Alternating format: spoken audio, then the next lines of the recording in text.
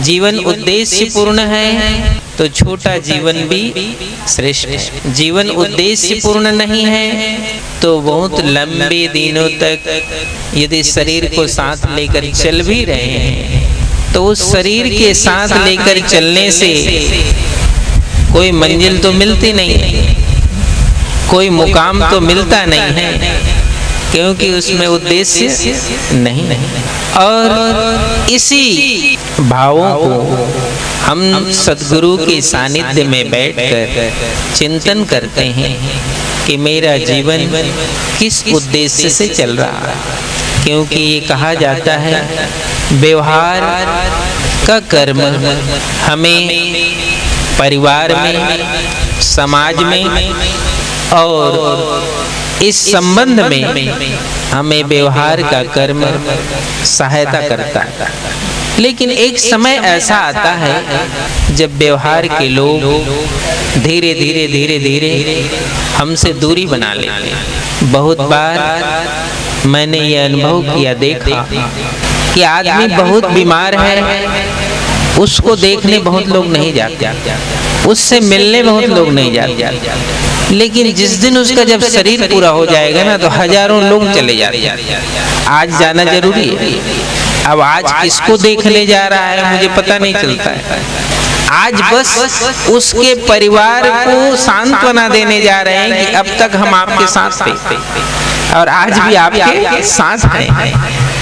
लेकिन उस व्यक्ति को जिसकी यात्रा में आप जा रहे हो उससे मिलने तो शायद अच्छा होता जब वो उस अवस्था में रहा, उस समय आप जाकर मिले हो।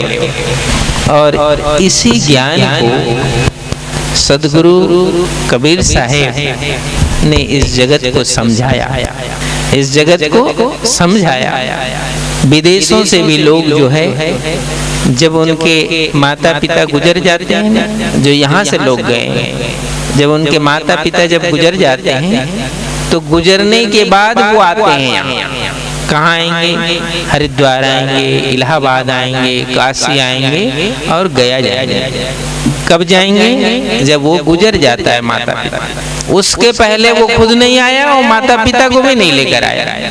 गुजरने के बाद उनको यात्रा कराते हैं कि चलो अब तुम काशी की यात्रा करो, अब तुम इलाहाबाद की यात्रा करो, और अब पता नहीं क्या क्या यात्रा होती है। जब वो रहा तब पता नहीं या उनको फुर्सत नहीं रही या व्यवस्था नहीं रही। तो ये कबीर साहब का जो ज्ञान और कबीर साहब का जो उपदेश है वो ये है कि अब तक जीवन की यात्रा जो है उद्देश्य पूर्ण नहीं रही। हम केवल व्यवहार को निभाते रहे, हम केवल व्यवहार को निभाते रहे। एक व्यक्ति यदि वृद्ध है, खाट में पड़ा है, एक व्यक्ति यदि बीमार है, उसके जीवन काल में यदि हम उससे जाकर मिलते हैं तो उसको सुकून मिलता है।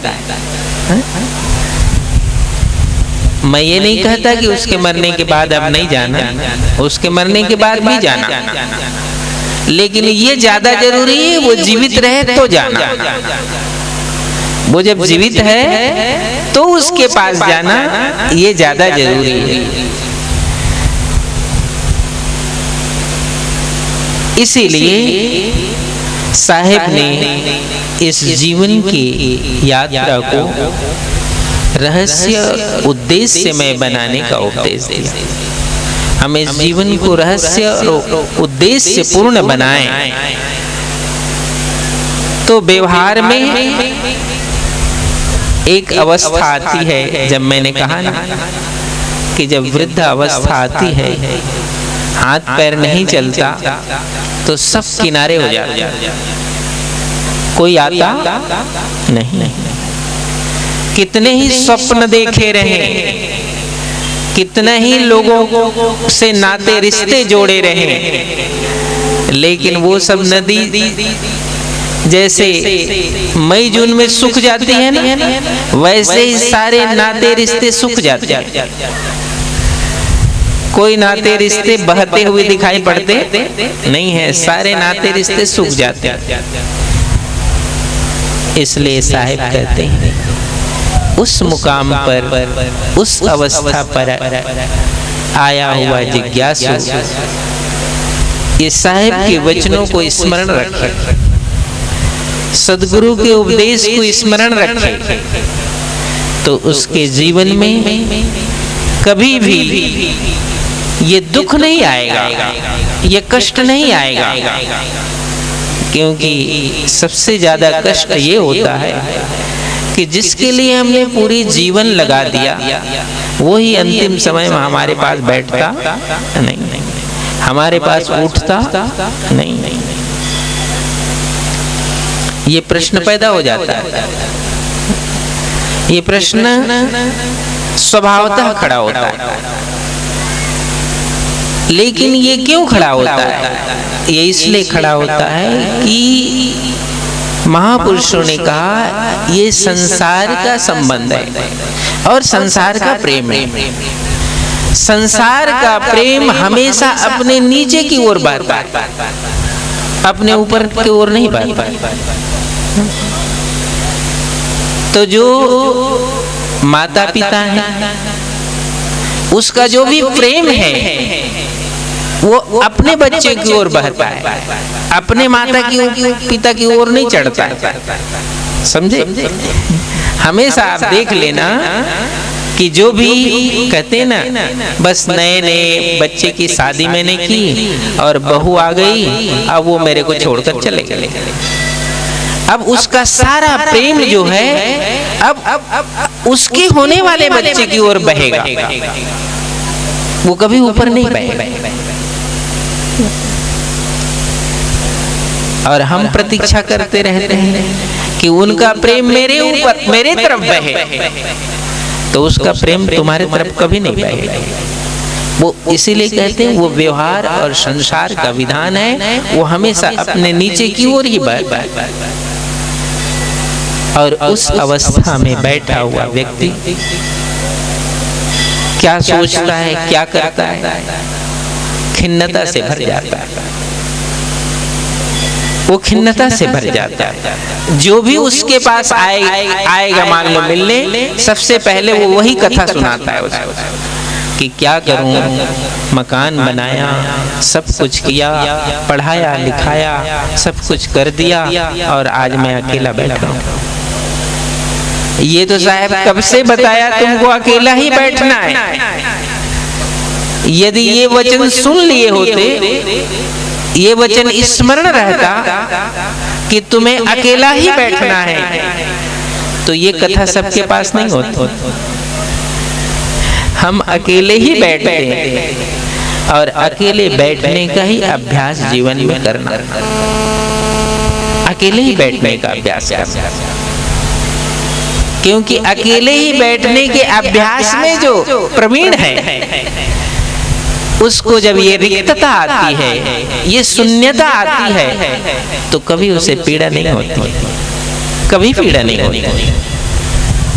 क्योंकि वो उस रहस्य को जानता है, उस रहस्य को जानता ही है कि मैं एक दिन अकेले ही रहूंगा। और ये साहब ने बता ही दिया था पहले, गुरु ने पहले ही बता दिया था कि तुम अकेले ही रहने वाले। तो मैंने तो उसको साध लिया है, हमने उसे साध लिया है, और इसलिए मेरे जीवन में कोई खिन्नता नहीं है, कोई शिकायत नहीं है। ये है जीवन दर्शन को देखने की दृष्टि। और यदि इस तरह से जीवन दर्शन को आप नहीं देख पाते तो न आगे देख सकते हो और न पीछे देख सकते हो। पीछे जो बार बार देखते हो वो कभी काम आने वाला नहीं है, क्योंकि वो तो बह चुका है नीचे की ओर। आगे देखने का अभ्यास नहीं है, आगे देखने का अभ्यास नहीं है जीवन में। नीचे देखते हो जो तुम्हारे अब बस का बात नहीं है, वो बस की बात नहीं है, वो तुम्हारे तरफ वापस लौटे, वो बस की बात नहीं। आगे देखने की कोई साधना नहीं है, आगे देखने का कोई अभ्यास नहीं है, एकांत में रह सकने का अभ्यास नहीं है। एकांत में रह सकने का अभ्यास बनाओ। कभी पीड़ा नहीं होगी जीवन में, कभी कष्ट नहीं होगा जीवन में, और कभी शिकायत नहीं होगी जीवन में। इसलिए साहिब कहते हैं कि ये जीवन जो यात्रा है हमारी, ये जीवन यात्रा उद्देश्य पूर्ण हो, और ऐसा ही उद्देश्य नहीं हो, श्रेष्ठ उद्देश्य हो।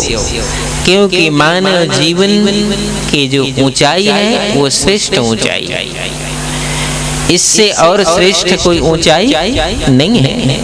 इसलिए ये यात्रा उसी उद्देश्य के साथ शुरुआत हो और उसी उद्देश्य के साथ इसकी पूर्ण होती है।